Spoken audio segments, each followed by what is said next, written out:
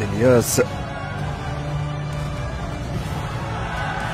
إذا طقوس خلينا الياس، خلينا في المباراة يا الياس، وخلينا في المباراة يا الياس، خليك بالتركيز يا الياس. يريد أن يستفز حارس المرمى كل ونسى يسدد في هذه الجهة.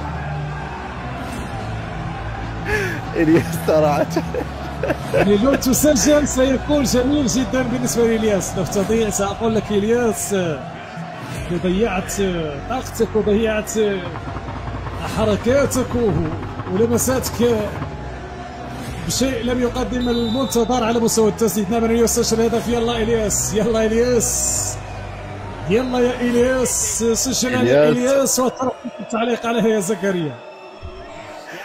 الياس الياس فرصة للفريق المغربي عن طريق ركلة جزاء الرئيس. يا سلام يا سلام يا سلام يا سلام يا سلام يا سلام.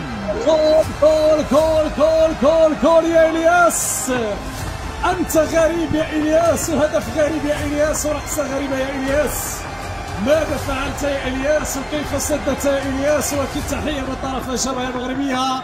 هدف يعني شيء كثير بالنسبة لإلياس ولهذه المجموعة. الثاني رئيس يسجل، أليس كذلك؟